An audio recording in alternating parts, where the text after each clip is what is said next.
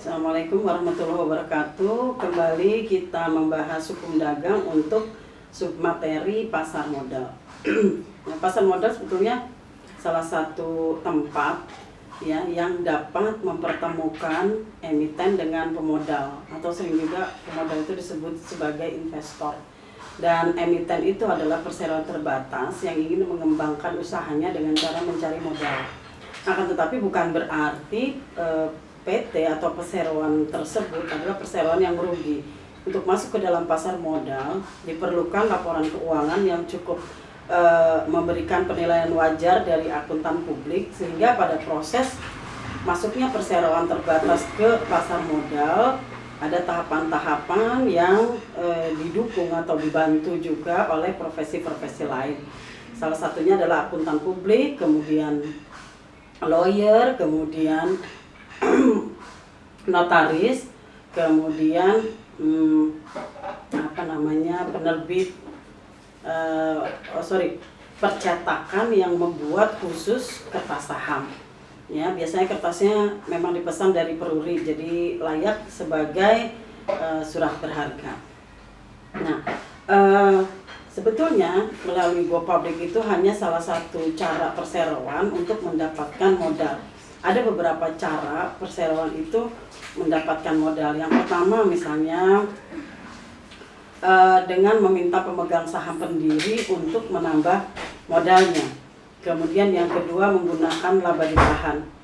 Kedua hal ini harus mendapatkan persetujuan RUPS ya oleh direksi dan komisaris, meminta persetujuan rapat umum pemegang saham untuk menggunakan laba ditahan ataupun meminta tambahan modal pada para pendiri ya. Kemudian yang ketiga adalah mengajukan kredit di bank ya. Ini sebetulnya agak berat karena memang akan dibebani oleh kreditan ya, baik pokoknya maupun modalnya. Nah, ini akan mengganggu perusahaan untuk menyimpan laba ditahan. Kemudian yang keempat, cara yang keempat dan dianggap paling baik untuk kinerja sebuah perseroan adalah go public atau public offering, atau mendaftarkan sahamnya di pasar modal. Ya. Nah, ada beberapa tahap dalam persiapan public offering ya, yaitu dengan pembentukan tim profesi akuntan publik, konsultan hukum, kemudian notaris, juga bikin perjanjian pada bank kustodian, kemudian percetakan yang tadi saya sampaikan, dan semua hubungan-hubungan hukum itu didasari oleh pembuatan perjanjian yang dilakukan oleh konsultan hukum maupun oleh lawyer in-house atau lawyer yang memang dipekerjakan, disiapkan oleh perseroan. Kemudian tiga, mensosialisasikan yang kedua, langkah kedua selain menghubungi profesi-profesi tadi adalah hasil kerja dari profesi itu disosialisasikan di media dengan menerbitkan prospektus ya, menerbitkan prospektus pada masyarakat agar mereka dapat membeli saham perseroan tersebut. Nah, pembelian saham itu harus melalui rekening bank ya, jadi harus punya rekening giro. Para pembeli itu punya rekening giro di bank kustodian yang memang sudah ditunjuk oleh emiten. Kemudian dimulailah pasar primer, itu yang disebut pasar primer. Orang membeli, masyarakat membeli melalui prospektus ya. Nah, ini jangka waktu pasar primer itu tertentu, tidak panjang sebetulnya. Ada yang sekitar 3-6 bulan, semua diatur di dalam Undang-Undang Penanaman Modal. Ya, kemudian selesai pasar primer, perseroan beserta tim melakukan pendaftaran perusahaan ke pasar modal untuk dapat listing ya, di pasar modal. Nah, disinilah mulai pasar sekunder. Jadi bursa efek itu di pasar modal itu ada dua harga ya. Yang pertama adalah harga nominal ya, yaitu harga yang tertulis di dalam kertas saham. Dan yang kedua adalah harga pasar yang terbentuk setelah pasar sekunder dibuka. Ya, nah, ya jangan lupa saya mengingatkan kembali bahwa pasar modal itu ada dua tadi ya, pasar primer dan pasar sekunder. Pada pasar primer ini juga sebetulnya sudah mulai terbentuk harga pasar, bukan hanya harga nominal ya. Harga pasar itu terbentuk dari bona fiditas sebuah perseroan. Ya, dilihat dari mana? Dari prospektus. Apabila prospektusnya menunjukkan penilaian keuangan yang wajar ya dan sehat dari perseroan itu, maka biasanya banyak orang yang berminat, investor yang berminat untuk membeli, sehingga terbentuklah harga pasar yang cukup tinggi. Sehingga nanti yang di pasar primer tadi, orang-orang yang membeli di pasar primer dapat menjual kembali di pasar sekunder dengan peningkatan harga. Ya, begitu juga dengan para pemegang saham pendiri dapat juga ikut serta masuk ke pasar sekunder ya, supaya bisa mendapatkan keuntungan dari bursa efek. Oke. Nah, kemudian sini nak. Ya. Kemudian harga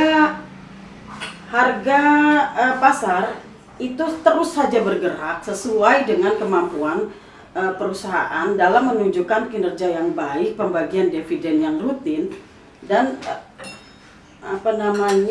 keuntungan yang terus meningkat.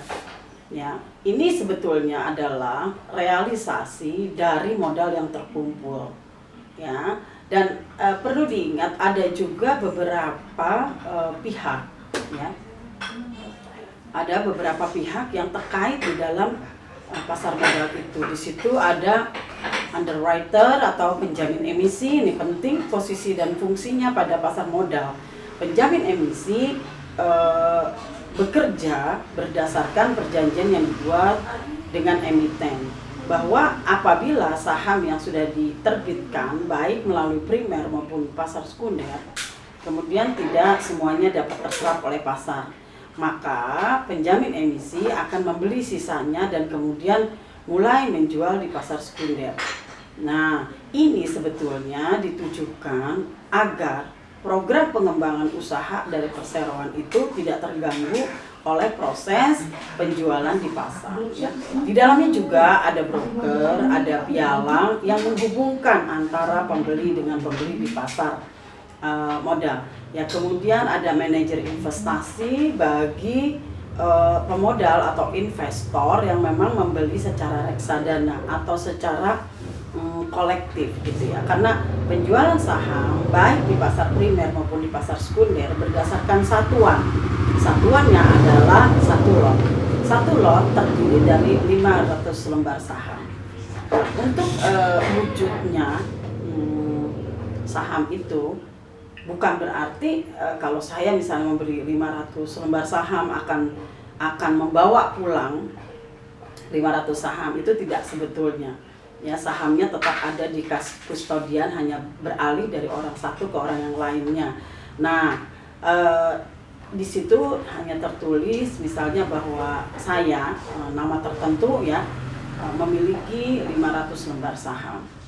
Pada umumnya tapi di pasar sekunder yang dibuat adalah saham atas tunjuk, ya, bukan atas nama, karena setiap beberapa waktu akan berubah kepemilikan. Ya, oke. Kemudian pada proses jual beli saham sama pada umumnya dengan konsep jual beli, maka perjanjian yang digunakan adalah perjanjian jual beli. Ya. Kemudian perlu diketahui juga oleh mahasiswa objek apa saja yang bisa diperdagangkan pada pasar modal. Ya, yang utama dan banyak dikenal oleh orang pada umumnya adalah saham. Kemudian yang kedua obligasi dan derivatif lainnya yang terdaftar pada pasar modal. Derivatif ini maksudnya adalah bentuk-bentuk surat berharga lain yang memang harus didaftarkan terlebih dahulu di pasar modal agar dapat dijadikan objek jual beli atau dapat diperdagangkan di pasar modal.